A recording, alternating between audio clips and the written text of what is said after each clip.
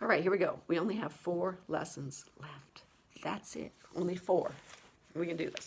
So we have Monday and Wednesday this week, and we have Monday and Wednesday next week, and you did it, okay?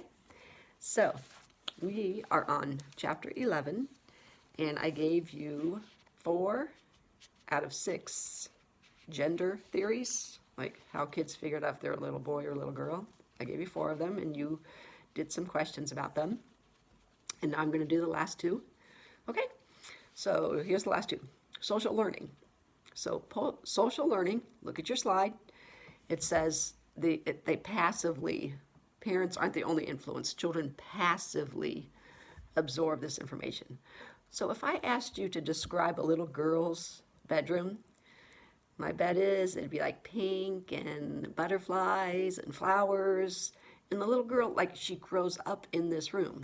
And if I said, describe a little boy's outfit, you know, what does a mother or father put their little son in? And you'd be like, oh, little blue stripes with little choo-choo trains on it, or trucks, or baseballs and sporting things.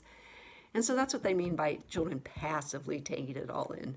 It's just there. It's kind of like constantly they're surrounded by this. You are a little girl, and that kind of thing. So that's why they say they socially learn about their gender.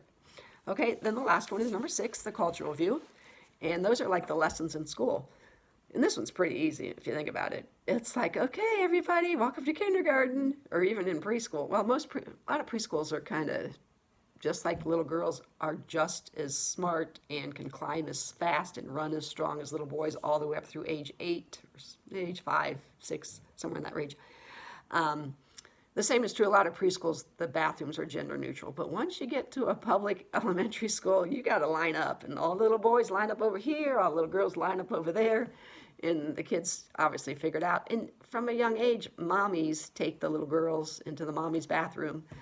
Daddies take the little boys. And, you know, if they have to take a little boy into the mommy's bathroom, the boy still realizes that this is not the little boy's bathroom. This is where mommies go. And so that's all what they consider cultural view. Okay, that's easy enough. Okay, then we go to effort for control. I think this is a riot. Effort for control is a very interesting study. Read the slide. It's obvious. Read the slide. Basically, they say kids who can't just stop, they're too impulsive, they have to give them therapy. And when you watch the video, you'll definitely realize the little kid, yeah, he probably would have to have some sort of intervention program. He's not going to do well in public school. But what they do is it's called sociodramatic play. And so they'll have the kid sit down and they play act. You know, okay, let's wait in line. Oh, here, my little doll has to wait in line. Here, your little doll has to wait in line too. And they learn effortful control, to have to control what they want to do right now. Very impulsive. And it's like, no, the world's not going to put up with that. You need to learn to just go at the pace of the world. Within that same slide is delaying gratification. Oh my gosh, delaying gratification is also amazing. There's a video. I already described it. Watch the little girl. Look at their faces, especially that little girl. Watch the whole video. You got to watch it all the way to end because obviously there's a question about it. So watch both the little girl, delaying gratification, and watch the little boy, delaying gratification. Okay, so what goes along with that is parents need to quit giving their kids everything immediately. That's what delaying gratification means. So they need to use if-then statements. You know, if you then, maybe on Friday.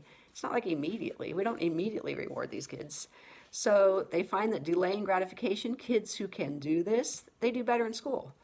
Because that school's just like that. You have to sit. You have to wait.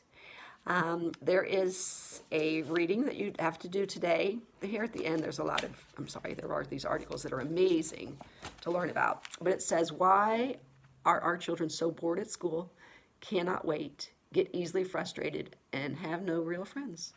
So I want you to read that article, and there's a couple questions to do with that. So make sure you find that link to do that. All right, then pretty much we just roll here with the world of morals.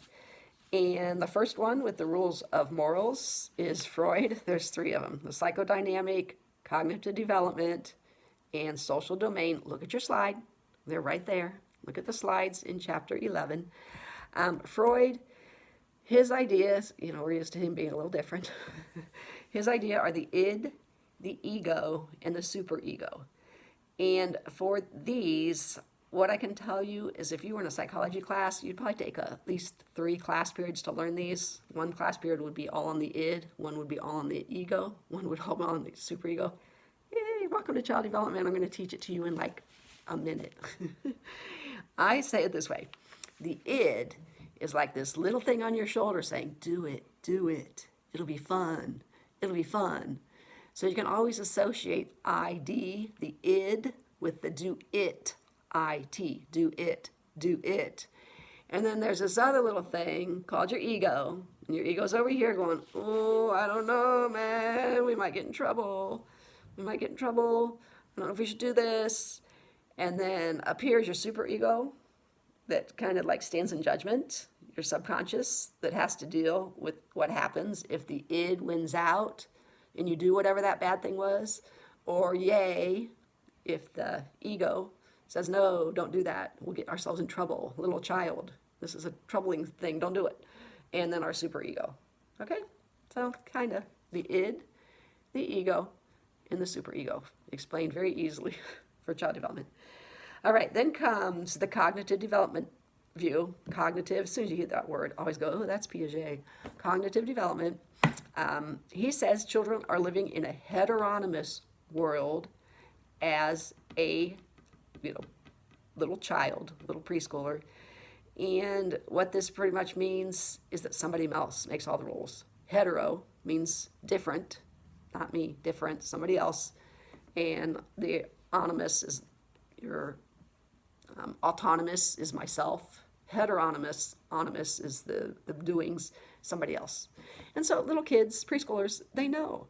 Parents make the rules. Teacher make the rules. Policemen make the rules. They know all these other people make all the rules that they just follow. They haven't internalized them yet. And so they just understand that all the rules are made. Mommy makes the rules. Daddy makes the rules. And they're called heteronymous because someone else makes all the rules that they follow. Easy enough. And then the last one, the social domain. And for the social domain theory, it lists 3 of them: the golden rule, social rules, and personal rules. And the golden rule is overall like religion, like do unto others as you would have others do unto you. They found that like in every society. It doesn't matter what religion you follow. There's something similar to that. Like, treat people the way you want to be treated. That's called the golden rule. All right, then comes the social rules. And that's the next level down, that golden way over the top. And then comes social rules. That's society, the town rules, the city rules, the schools rules, your classroom rules. Okay, that's the next one. And then the lowest level of understanding right and wrong, morals, world of morals, is your personal rules. And most kids learn these through their family. And, hopefully the schools don't have to teach all this. But they say it's things like cleanliness, understanding, we brush our teeth and we wash our bodies, those kind of things. We write thank you notes, or we call people to thank them for things. Most people learn those, hopefully, in their families. All right, and we move on to there. The types of play, gosh, those are so easy. Types of play: locomotor, that's running, jumping, playing ball, playing catch, locomotor skills. Constructive play is like you're building, you're constructing things. Oh yeah, crayons, you're drawing things. That's the second level. And then the highest level, you've learned this. You learned this way back when you learned symbolic representation, was pretend play. When kids can actually pretend to be the doctor or the veterinarian or be the mommy or be whatever. And sociodramatic play is so important for little children. This is what people like me worry about, that the computer has taken over and these little kids don't get to just do sociodramatic play. Play with the trucks on the floor. Play with the choo-choo trains. Just play. Don't get stuck on that technology thing. Okay, then it goes to parenting styles. You were supposed to have a group activity on this one. You can't leave a child development class without learning them. They're not that hard. But authoritative, put them in order. There's authoritative, authoritarian, permissive, and neglectful. So your authoritative is the best parenting style. The child has a say in the rules. Very concise rules, but the parents and the children together might come up with what's the other end of the then statement, like if you do this, then as a family, what should we do about this? Authoritarian is punitive.